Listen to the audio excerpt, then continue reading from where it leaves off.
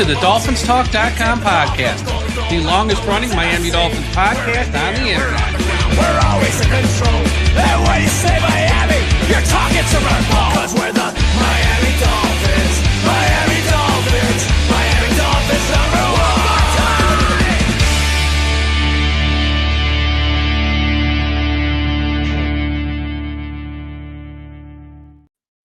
Hello, Miami Dolphins fans. How are you today? And thank you for listening to the DolphinsTalk.com podcast on this Wednesday, January the 14th. I am your host, Mike Oliva, flying solo today as we got more news and a lot of news in the world of Miami Dolphins as we have here for the past couple weeks, pretty much since the season has ended. And we're going to walk you through all the latest. Plus, I want to break down this coaching search hire. They keep adding names to search, and I see fans be like, why are we meeting with him? I don't want them to hire him. Why are we meeting with him? And I think there's some reading between the lines here. So I want to go through what might be the thought process in Miami right now and why they're meeting with so many people and sort of discuss that as well. Before we get into the show, as always, this show is brought to you by Caneswear. Everyone go to the website, caneswear.com, for the best and most affordable Miami Dolphins apparel on the internet. If you need something for the home, something for the car, you need a hat, hoodie, sweatshirt, jersey, shorts, whatever, caneswear.com has you covered. If you live in South Florida, stop by their shop at 2655 South University Drive in Davie, Florida. Also, they got stuff for the Miami Hurricanes. We got a big game Monday night. If you want something to wear while you're watching the game, caneswear.com. They got stuff for your two-time Stanley Cup champion Florida Panthers, the Miami Heat, the Miami Marlins, caneswear.com, caneswear.com, caneswear.com. Also, if you're on Facebook, please be sure you are part of the I Am a Miami Dolphins Fan Facebook page, run by the great and talented Carlos Hernandez. And right now, if you're watching us live on YouTube, do me a favor. Super chats are open. That's right. Leave us a super chat, and I will read it on the air at some point during the show. Super chats are also the best way to support our platform and what we do. All right. Before I get into some of the news of the Dolphins, I want to address this John Harbaugh thing one more time because it sounds like Miami's out. He met with the Giants today. There's word he could sign with the Giants by the end of today, but from all the reporting from people at The Athletic and Diana Rossini, he's down to the Giants, the Titans, and the Falcons. It seems like it's going to be one of those three teams. Coming to Miami was a long shot from the start. I know some thought, including myself, maybe the relationship between the Harbaugh family and Mr. Ross could win out. Maybe some of the money that he could just overpay everyone else might win out, or he would give him some power and some control. That doesn't seem to be the case. It seems like he's looking for teams that have a young quarterback in place where he can win now, and that's not Miami, obviously. Miami's a long rebuild here. So if something changes with Harbaugh, we will talk about it. But from this point forward on this podcast, I think it's just kind of a waste of time. So I did just sort of want to get that out of the way and clear the deck here, John Harbaugh. I don't see a reason to continue to talk about him or even talk about him as a likely candidate in Miami. So just want to sort of put that to bed. And of course, like I said, if something changes, then we will go back down that road. Adam Schefter, this is an interesting one. Regarding Matt LaFleur in Green Bay, again, if this guy comes on the market, I expect the Dolphins to be all over him like white on rice. Adam Schefter, so Matt LaFleur met with the Packers Monday-ish, and they decided they're going to work on a long-term contract. He's got 1 year left on his deal. They have to pay him now because you can't have him be a lame duck. That's not how this league works. So they're working on a long-term deal, and right now it's Wednesday. They haven't come to terms on a contract. And Adam Schefter said today that his words, not mine, and I quote Adam Schefter, it's up in the air, meaning they haven't come to a contract yet. And he's not saying they won't, but it's taking a little bit longer than normal here. And Adam Schefter thinks if they're still negotiating here in a few days, the Packers might come to the point where, like, you know what? Maybe we should look to trade Matt LaFleur for a third-round pick. Back in the day, they traded Mike Holmgren to Seattle for a second-round pick, but Holmgren had won a Super Bowl, so the value was a little higher. Matt LaFleur hasn't won a Super Bowl, but also I think he's got like a 76-40 lifetime record in the regulars. I mean, he's an excellent young coach. I know last week didn't go well. It happens. So keep an eye on this in Green Bay. If they don't announce a contract here soon, he might be on the trade block. And here's one thing about the Dolphins. If it's going to be for a third-round pick or so, even if it's a pick in round 2, the Miami Dolphins have 3 picks in round 3 this year. They got the one from Houston last year in the trade. They got the one for Jalen Phillips in that trade, and they got their own. So if they only have to part with a third-round pick to get Matt LaFleur, sign me up, because if he's on the market, a lot of people will want him, including Atlanta, because he was Matt Ryan's quarterback coach for 2 seasons, and now Matt Ryan's running Atlanta. So it's not like it's a slam dunk he come to Miami, but if he doesn't work out a deal here in the next few days, Matt LaFleur might be one of the big names here on the market. All right, today it was reported that the Miami Dolphins have asked the Jacksonville Jaguars permission to interview Anthony Campanelli for their head coaching job. Now, if you've listened to this podcast over the last week, you have heard me numerous times be very clear with my thoughts on Anthony Campanelli. In my opinion, he's the worst of the worst candidates out there for Miami, and I was happy that they hadn't reached out to him, but now they have. I'm not going to go through all the reasons why, but it's pretty clear. If you have listened, only 1 year experience as a coordinator, hardly any experience in that role as a coordinator. We just fired a guy who only had 1 year as a coordinator, and he flamed out in grand fashion. And I know you can point to Shula and Hafley and Minter and be like, well, yeah, but they only got 2 years experience as a coordinator. Yeah, but Hafley was a head coach at Boston College for 4 years.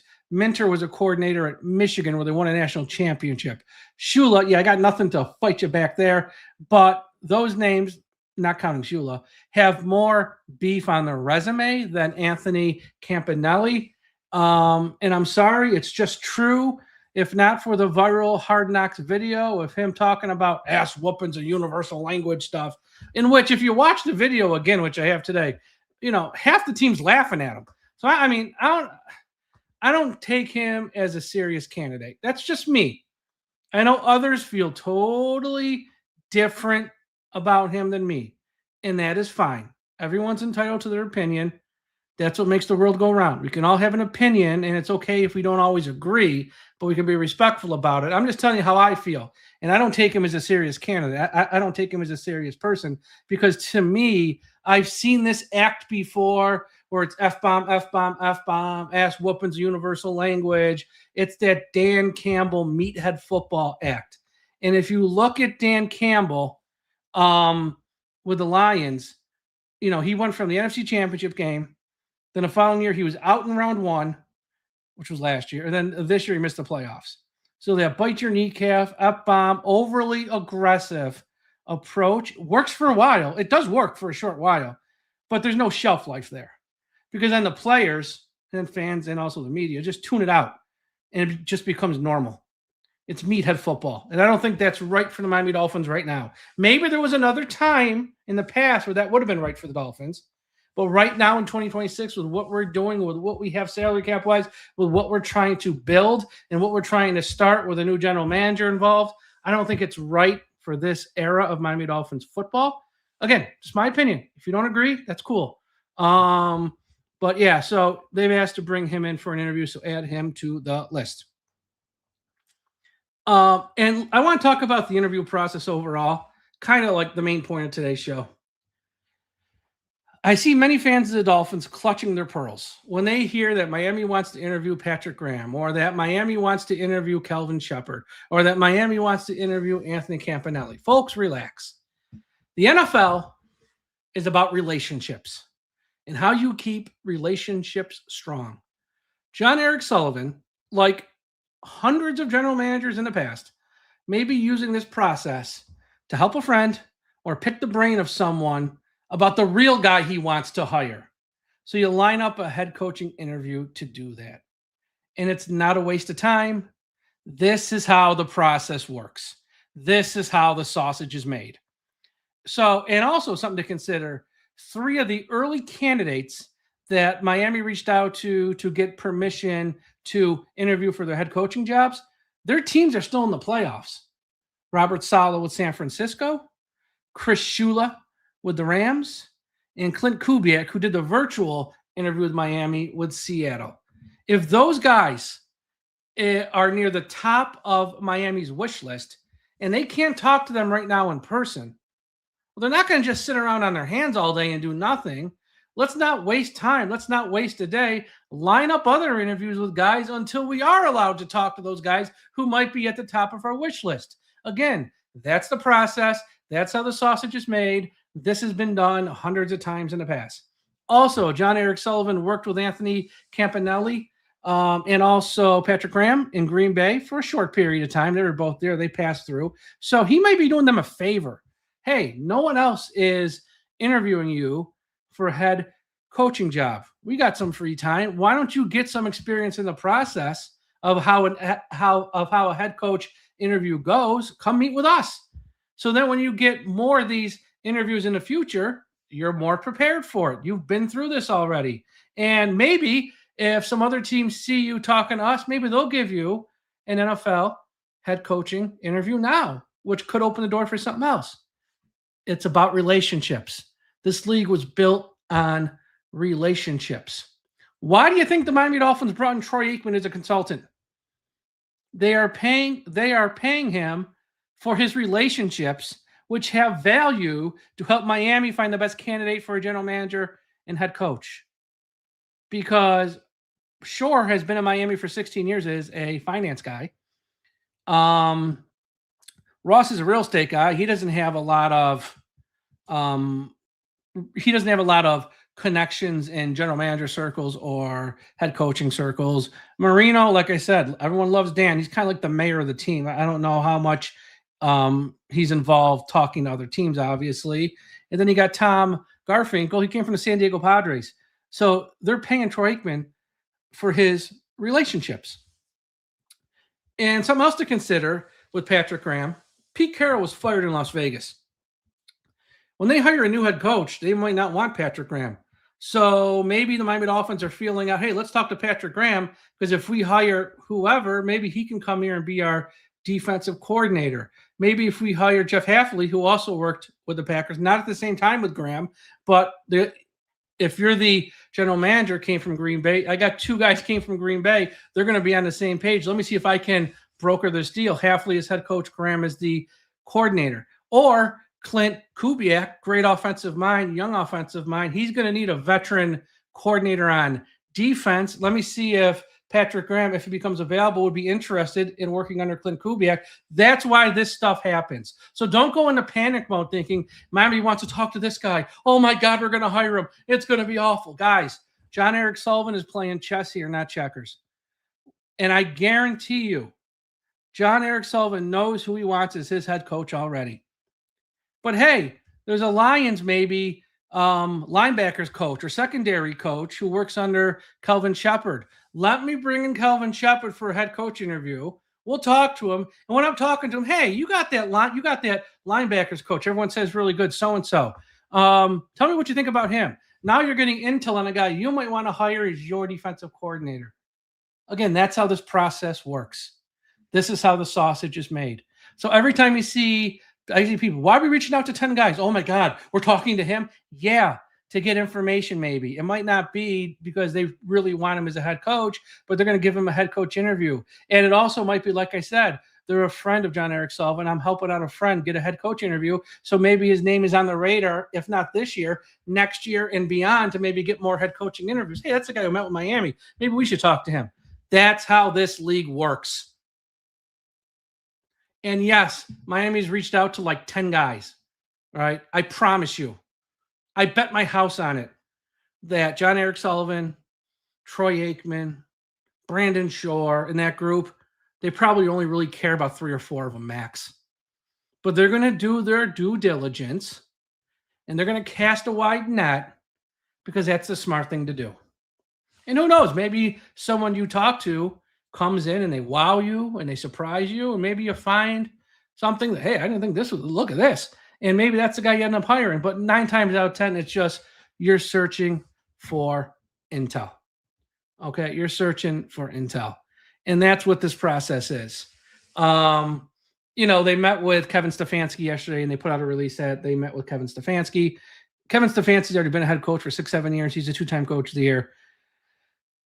Obviously, he comes in like a made guy, especially if you look at his resume and what he did in Cleveland, being it's from Cleveland. And no one pins the stuff with Watson on him. Everyone knows that was the owner. Watson, he turned the Browns down. And then you got an owner worth billions going, no one tells me no in life. So then he went back to Watson and goes, okay, here's all this money, fully guaranteed. That's not on Kevin Stefanski. Shedeur Sanders isn't on Kevin Stefanski. Everyone knows his hands are clean. And if you give him, halfway decent quarterback play, he'll win Coach of the Year twice. So we'll see what happens there. Obviously, because of the experience, I think he'd be perfect. He's only 43 years old, too. He got that job in Cleveland in his 30s. He's only 43. He's been through it. Maybe he brings on Jim Schwartz as his coordinator on defense, which just makes it even better.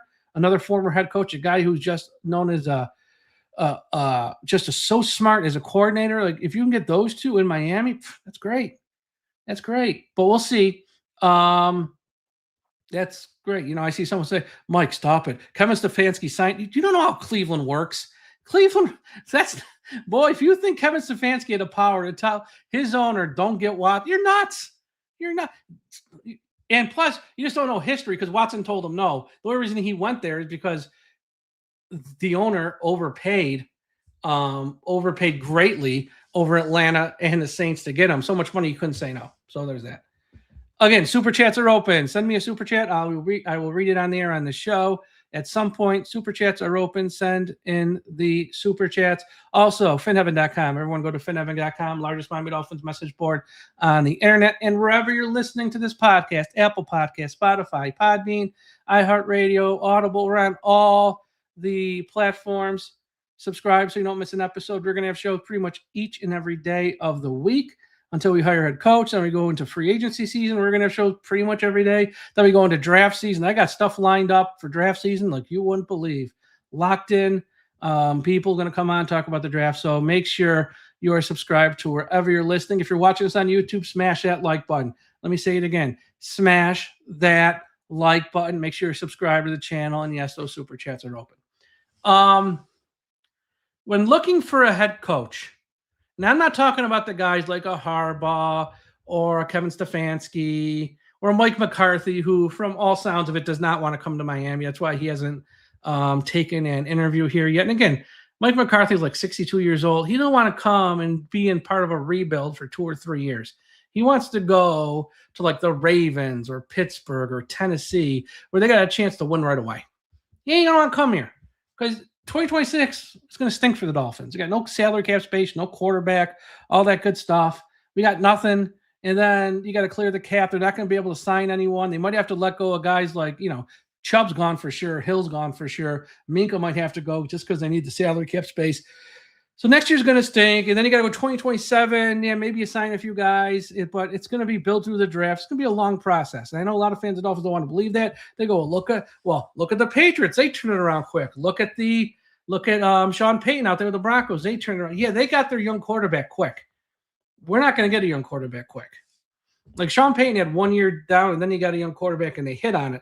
Vrabel took over the team with May. They hit on it.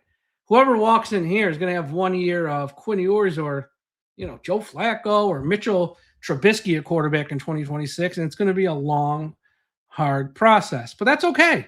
That's okay. Even if, yes, I'm going to chat, even if it's Malik Willis. Okay, I don't expect him to come in like the world on fire with the roster that will be around him, which will be depleted. Yes, he'll have Achane, he'll have Waddle, but not much else because they don't have money to spend this offseason. So this is going to be a slow burn, this rebuild. And when you look at the potential candidates, especially the first-year candidates, or say the first-time head coach candidates who've never been a head coach before, when you look at them, there's one thing to look at that's the most important. There's one thing. And it goes beyond everything else in my book. The most important thing is how many stops have they had in the NFL? Because a first-time head coach, his first task is putting together a staff.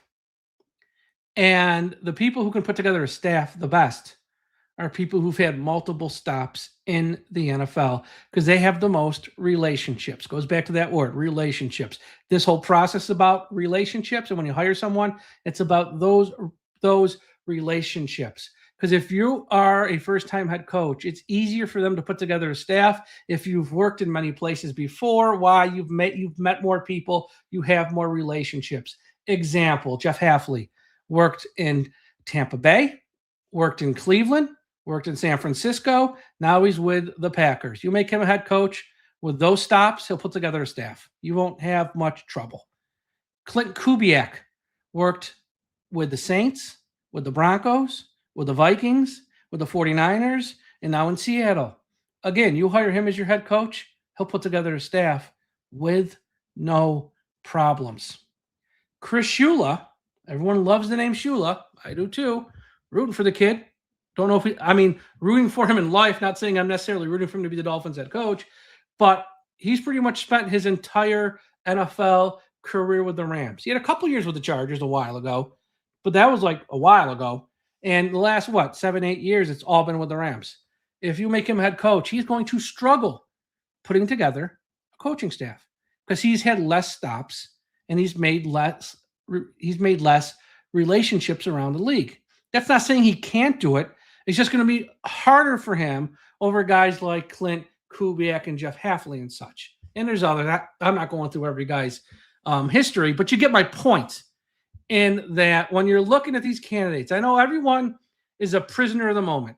Everyone has recency bias. Oh, the Packers, they blew that second half lead. Matt LaFleur sucks. Jeff Hafley sucks. I don't want him. Well, don't ignore, that Matt LaFleur's 36 games over 500, was in 2 NFC championship games, has made the playoffs every year but one. We're just going to judge one game. You sound like an idiot when you say stuff like that. Or Jeff Hafley last year, top 5 ranked defense in the league, 3rd most turnovers in the league. This year, with a ton of injuries, they were ranked just outside the top 10. We're just going to judge the second half of last week's game. Everything else, you just ignore. You sound like a moron. You sound like a moron when you say stuff like that. Even Anthony Campanelli, who I don't like, I'm not going to judge him on last Sunday's game versus the Bills. I'm sorry. That's just dumb. Like, I don't want the guy. I can list 100 reasons why they shouldn't hire him, but I'm not going to judge him on what Jacksonville did versus the Bills on Sunday. I sound like an idiot. So you gotta look at the big picture here. And when you're looking at these guys who've never been head coaches before, look at how many stops they've had. The more stops, the better. Less stops, not necessarily bad, but it's going to be harder for them.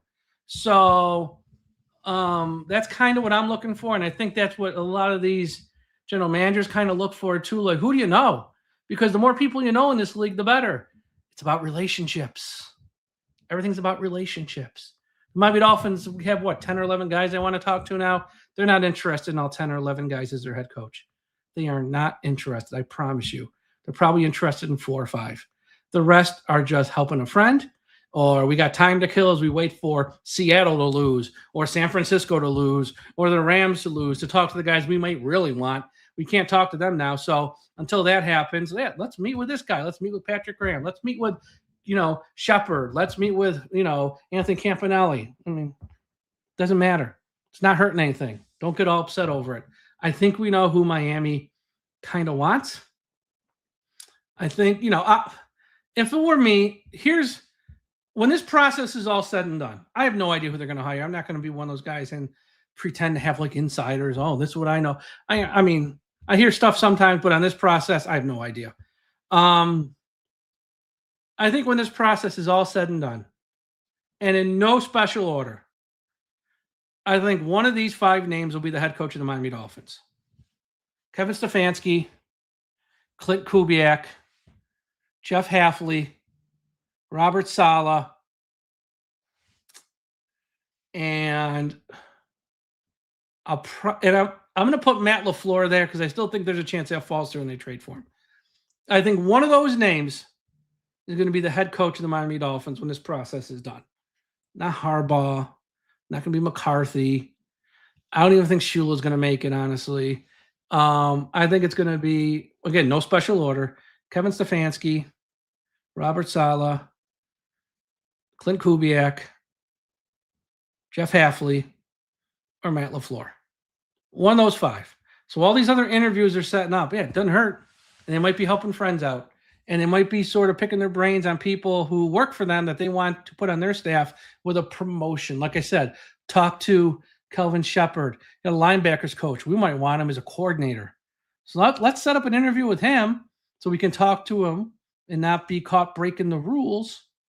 And we can sort of pick his brain, talk to him, see where he's at. And, oh, yeah, we're going to ask about this guy. What do you think about him? That's how this works. So just wanted to sort of talk about that. Again, the most interesting thing right now, again, Harbaugh's done. I'm done talking about Harbaugh. He ain't coming here, which is fine. I mean, I never thought he was. I was hopeful that he was, but deep down inside, I kind of never thought he really was. Especially as each passing day went on, I'm like, oh, he ain't coming here. The Matt LaFleur one really, really interests me.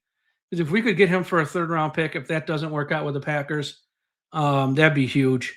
And hearing what Schefter said today, and his words, not mine, it's up in the air that they don't come to terms on a deal. That would be huge. And if you're the Miami Dolphins, you jump all over that. Matt LaFleur is exactly what this organization needs. Experienced, winning, get this ship on track. I'm not saying he's going to win you a Super Bowl because that's not where the Dolphins are right now. The next head coach for the Dolphins needs to get this ship on course, get it back on track.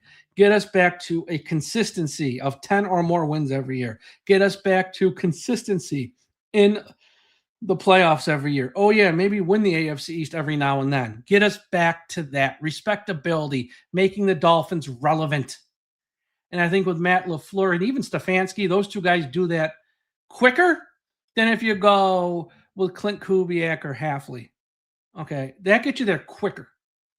But if they got to go with a first-time head coach, which unfortunately, I kind of think they might have to, it's not the end of the world.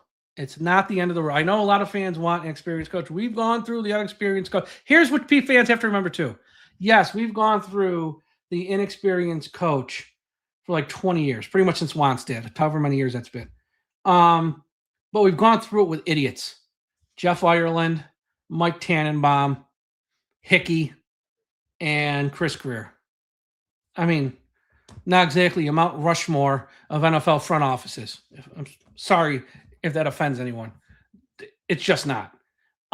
So I think John Eric Sullivan, with his ties to the Packers, he seems like a guy who's not going to make a rash call here. Oh, we're just going to hire him. He's a guy. We're going to hire him. Oh, we're going to hire him. I think he's a guy, like that old saying, measure twice, cut once. He seems like a guy who's going to measure twice, cut once. He's going to make sure, he's going to vet these guys. He's going to talk to everyone that there is, and he's going to make sure he's got the right guy. So if it's a first-time head coach, so be it. And look, you look around the league. I know we haven't had luck with it, but again, Chris Greer's not making this call. Mike Tannenbaum's not making this call. This guy, I mean, some of the first-time head coaches, you look at in Houston, what he's done as a first-time head coach. Ryans. Look at the Carolina Panthers with Dave Canellis. Oh my God. What he's done there, sort of turned that around. And they got a crazy owner. Who's this? I had a couple names. Those first-time head coaches. Hold on. Liam Cohen, look at him. Mike McDonald, look at him. Ben Johnson, you look at a Mike McDonald in Seattle, Liam Cohen in Jacksonville, Ryans in Houston, Canellis with the Panthers. Johnson was kind of a hot candidate, but he was a first-time head coach with the Bears. Like, those weren't household names. Oh, someone's saying we just added Joe Brady to the list. Again, Pembroke, if that's true, let me confirm that. I don't want to spread fake news here. Let's see here. Yep, Joe Brady. Joe Brady been added to the list. Hal Habib, Palm Beach Post confirming. Yeah, he's another first-time head coach. Another first-time head coach. He's from Pembroke Pines. He's from the area. He knows the area. So there's that. He's done wonders with Josh Allen, but again, he's not going to have Josh Allen here. See, that's what scares me a little with someone like Joe Brady. He kind of reminds me of Adam Gase. Young, offensive-minded. Adam Gase was great when he had Peyton Manning. Take away Peyton Manning, what the hell you get? At least with Clint Kubiak, he's done it with Sam Darnold. He doesn't have a Hall of Famer. He's done it with Sam Darnold. Okay, so Joe Brady's on the list. And again, for him, you got to wait because they're still in the playoffs, the Bills. So I'm not a Joe Brady guy. Man, it's a rough day for me. Anthony Campanelli and Joe Brady, two guys who I really didn't want. But again, I'm not gonna go nuts here about that because could they get the job? Of course they could get the job. I just think it's both unlikely. I think some of these other names are probably more likely, but we'll see. Again, John Eric Sullivan, he's new to us. We can't read his history per se. Yes, he comes from the Packers, but we don't know how he's going to be in this role. And he might surprise everyone. He might surprise everyone and go totally off the grid with a name, or he might get someone who's widely considered one of the top hot names. So we'll see. We'll see how that goes. So that's all for today's show. Thank you all for listening. Be sure to, again, if you're on YouTube, smash that like button, subscribe to the channel so you don't miss any future episodes. If news breaks, I'll just come in right on the air when news breaks. It's not like we're just set to one show a day. When news breaks, we'll hop on with breaking news. If they ever do make a hire here in the next few days, I think it's going to take about 10 to 14 days to hire, unless it's a candidate who goes to the Super Bowl. Then this is going to go into February. Just kind of how that works. Again, that's the process. So check that out. Check out the website, DolphinsTalk.com, for all the latest and greatest. We got a great article up from Simon about Clint Kubiak. If you want to know more about Clint Kubiak, check out that article. It might change your opinion on him a little bit. And we got a ton of other great articles up on the website as well. So check that out there. And on social media, whether it's Instagram, Twitter, Blue Sky, TikTok, we're on all the platforms at Dolphins Talk. Everyone, have a great Wednesday evening. We'll talk to you again after a while. And when you're on the road today, folks, please don't forget, we must put an end to highway profanity.